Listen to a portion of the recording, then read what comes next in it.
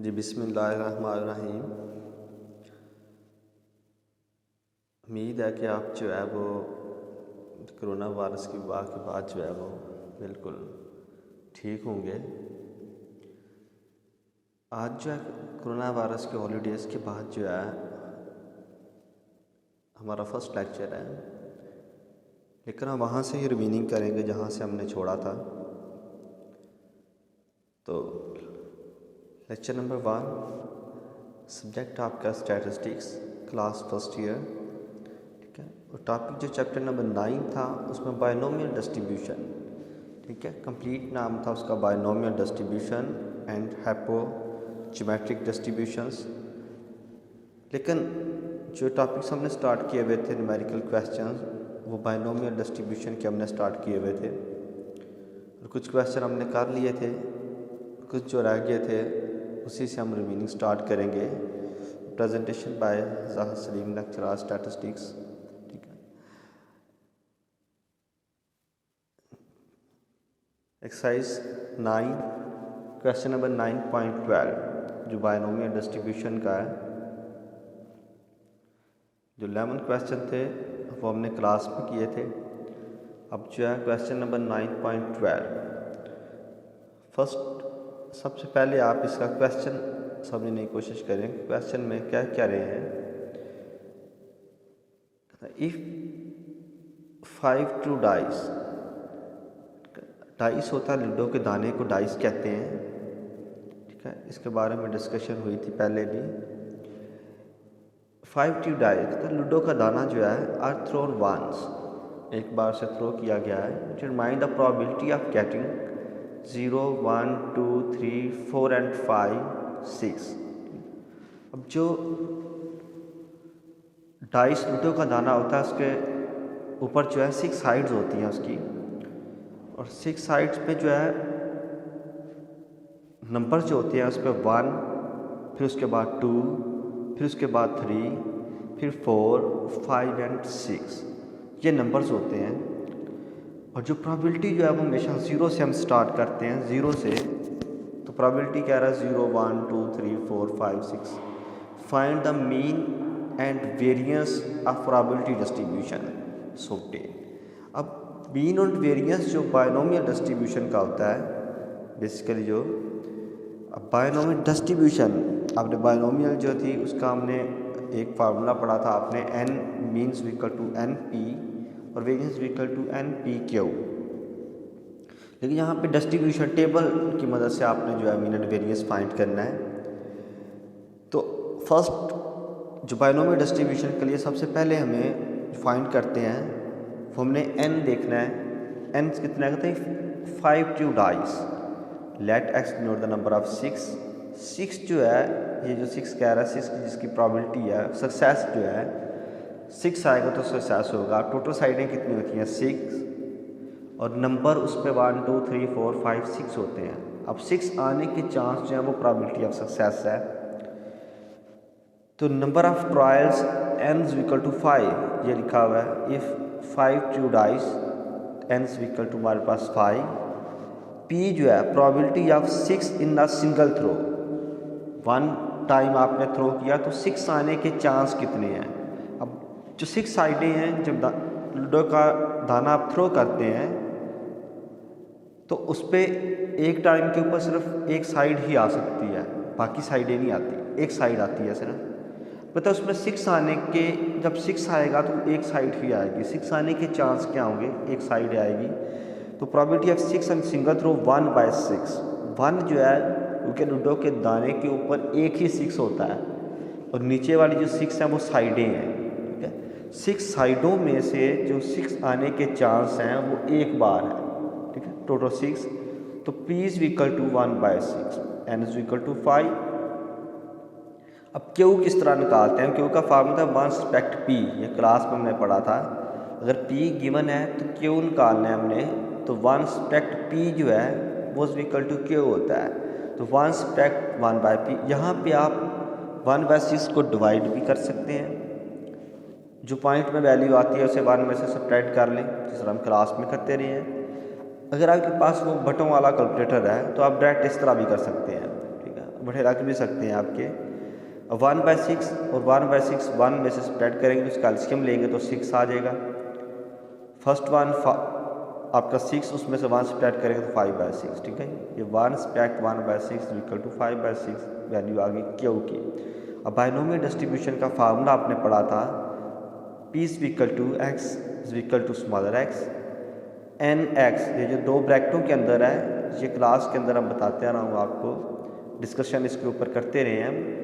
ये दो ब्रैकेटें जो सी की हैं, कम्बिनेशन जिसे हम कहते हैं, वो सी की दोनों ब्रैकेटें हैं। ये सी लिख लें या ब्रैकेटें लिख लें, आपकी मर्जी है। पी की पावर x और क्यू की पावर n स्पेक्ट x, ठीक है। और ये x इक्वल टू 0 1 x हम कहाँ तक कंटिन्यू करते हैं, नंबर ऑफ एंस तक। अगर आपको x उसने खुद नहीं दिया हुआ, कुछ पिछले क्वेश्चन करते रहे हैं जहाँ पे उसने x हमें खुद दिया हुआ था कि ये x यहाँ तक आपने नंबर ऑफ x जो है फाइंड करने। यहाँ पे अब x की उसने लिमिट नहीं दी हुई, तो जहाँ तक n होता है वहाँ तक हम x फाइंड करते हैं। तो इसके अंदर आप जो है वो n की वैल्यूज रख लेंगे, p की वैल्यू 1/6 रख लें, q की वैल्यू 5/6 रख लें और n की वैल्यू फिर 5 रख लें। x पीछे सिर्फ x बचेगा आपके पास। फिर आप टेबल बना लें। टेबल इस तरह, ये आपके पास फर्स्ट वन देखें आप, n की वैल्यू 5 आ गई, नीचे देखिए ये n की वैल्यू 5। नेक्स्ट फिर 1/6 p की वैल्यू, q की वैल्यू 5/6, ऊपर n की जगह पे ये देखें 5 लगा लिया ऑलरेडी। अब फर्स्ट वन जो है आप x की वैल्यू 0 रखें तो x जहाँ पे 0 आ जाएगा। ये दोनों ब्रैकेटें फर्स्ट वन जो है वो c की हैं, c निकालना है आपने यहाँ पे 5c0, ठीक है। 5c0 निकालना है आपने। उसकी यहाँ पे डायरेक्ट, जिस तरह मैंने आपको क्लास में बताया था कि यहाँ पे हम डायरेक्ट कर सकते हैं, ठीक है। डायरेक्ट बस आप फार्मूले के बाद आप सारी कैलकुलेशन करने के बाद उसका आंसर लिख लें। कैलकुलेटर की मदद से भी हम डायरेक्ट कर सकते हैं, ठीक है। यहाँ पे जो आपने 5 का c निकाला, 1/6 जिसकी पावर 0 होती है उसका 1 आता है, और 5/6 को डिवाइड करके उसकी पावर आप 5 ले लें, ठीक है। या इस तरह बटे हैं तो बटों में आप 5 ले सकते हैं। इसकी टोटल कैलकुलेशन जो है ये आगे इसका टोटल कैलकुलेशन आ गया। सेकंड 1 लेंगे x को हमने 1 ले लिया। जब 1 लेंगे तो ये फिर ऊपर 1, x की जगह पे 1 एंड स्पेक्ट x की जगह पे 1 आ जाएगा। इसकी आप कैलकुलेटर की मदद से c है, ये 1/6 को डिवाइड कर लें एक बार, यहाँ पे एक बार ही बस डिवाइड करके यहाँ पे फार्मूले में आप लिख सकते हैं। आपकी मर्ज़ी, अगर बटों वाला कैलकुलेटर है तो बटों से आप कर सकते हैं। आपकी मर्ज़ी अगर नहीं बटों से आपको समझ आ रही ये डिवाइडर से, तो यहाँ पे आप 1/6 को डिवाइड करके वैल्यू लिख लें, यहाँ पे 5/6 को डिवाइड करके वैल्यू लिख लें पॉइंट्स में जो आती है। उसके बाद यहाँ पे आप एक्सचेंज करते जाएँ 1, तो यहाँ पे सब में फिर डिवाइड वाली वैल्यू आ जाएगी, आगे पॉइंट्स में वैल्यू खुद ही आती जाएगी। बटों वाले का इस तरह बटों में आता रहेगा। 2 लिखेंगे तो x यहाँ पे 2 आ जाएगा, यहाँ पे भी 2, उसका आपने c ले लिया। 3 लिखेंगे तो x यहाँ पे 3 आ गया, 5c3। ये 1/6 को डिवाइड करेंगे पावर 3 लेंगे, फिर 5/6 को डिवाइड करेंगे पावर, ये 5 स्पेक्ट 3 2 पावर आ जाएगी। यहाँ पे जो है वो 5 स्पेक्ट 3 2 जो है वो 3 पावर आ जाएगी।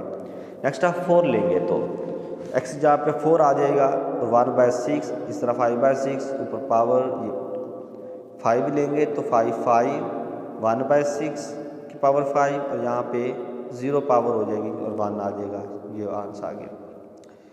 अब आपने करना इसमें क्या था, बेसिकली फार्मूला आपने पिछले इसी में ही n p और q की वैल्यू रख ली, इसे आप डिवाइड करके पॉइंट में भी लिख सकते हैं। आगे सिर्फ आपने x चेंज करते जाना है, यहाँ 0 1 2 3 4 5 तक, क्योंकि 5 तक किस लिए आए हैं, क्योंकि n इज इक्वल टू हमारे पास 5 है। तुम्हारे पास ये टेबल बन जाएगा। अब हमने निकालना बेसिकली क्या है, मीन क्वेश्चन में देखना है अपने मीन एंड वेरिएंस आपको कहा है। अब मीन एंड वेरिएंस निकालने का जो फार्मूला था, means equal to expectation of E of X, भी से मीन को कहते हैं। ये होता है sum of X dot multiply P of x.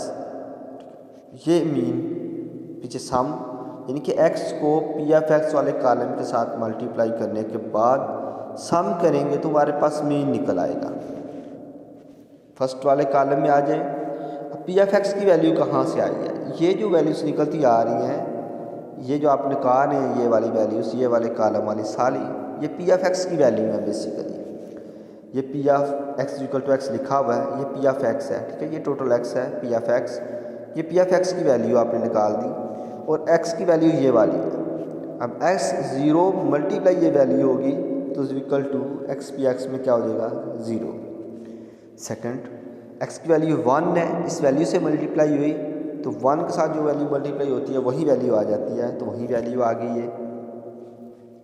2 के साथ ये मल्टीप्लाई हुआ, ठीक है, ये वैल्यू आ गई, क्योंकि ऊपर वाली वैल्यू को इसके डिवाइडर में, जिसके बटे में कुछ नहीं होता, जिसके डिवाइडर में कुछ नहीं होता, उसके डिवाइडर में 1 होता है। सबके डिवाइडर में 1 है, तो नीचे वाली टर्म से मल्टीप्लाई हुई, ऊपर वाली टर्म ऊपर वाली टर्म से मल्टीप्लाई, 1 से ये 1 से मल्टीप्लाई हुआ तो यहीं आ गया। ऊपर 1250 2 से मल्टीप्लाई हुआ तो 25, ठीक है, 2500 आ गया।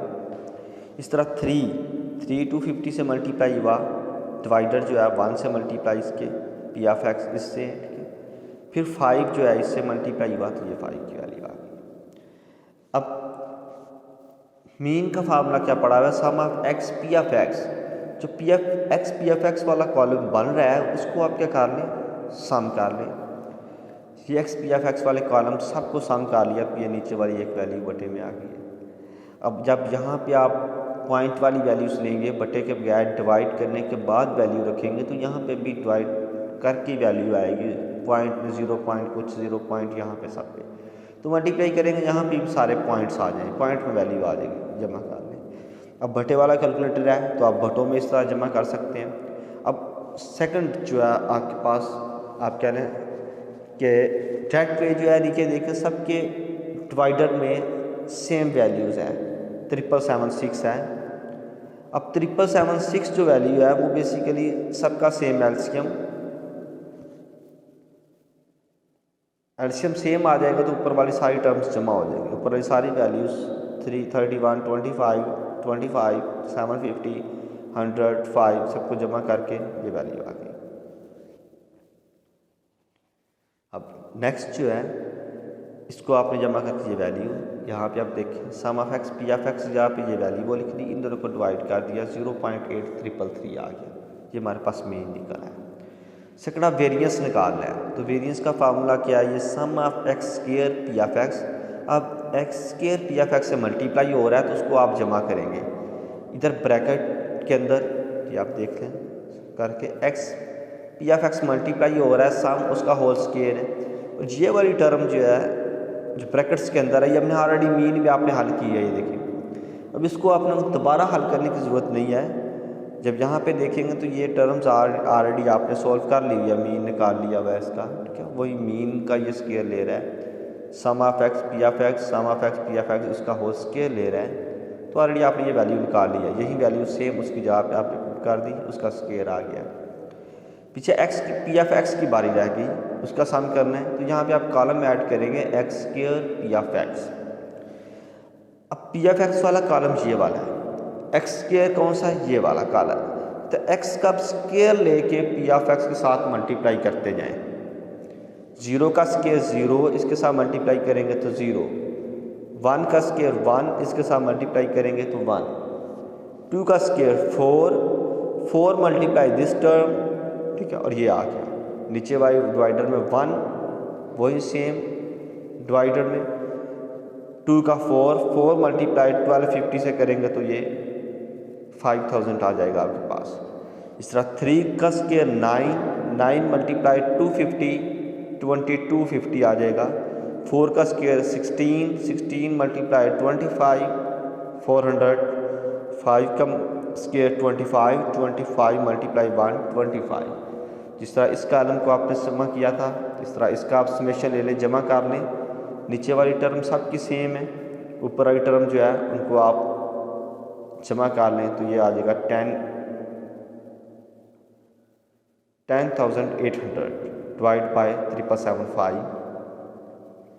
अब इसको आप यहाँ पे लिख लें, ठीक है। ये ऊपर डिवाइड करके आपने स्केयर लिया, इन दोनों को डिवाइड करेंगे तो 1.3888 आ जाएगा और इसका स्केयर लेंगे तो 0.694 आ जाएगा।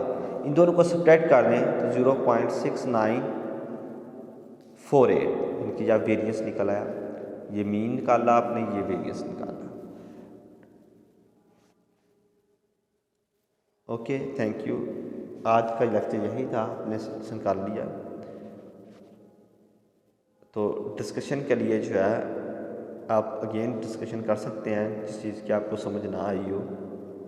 आप डिस्क्रिप्शन के अंदर आप कमेंट्स कर सकते हैं, पूछ सकते हैं, ठीक है। जिस चीज़ की आपको पता नहीं चला, समझ नहीं आई,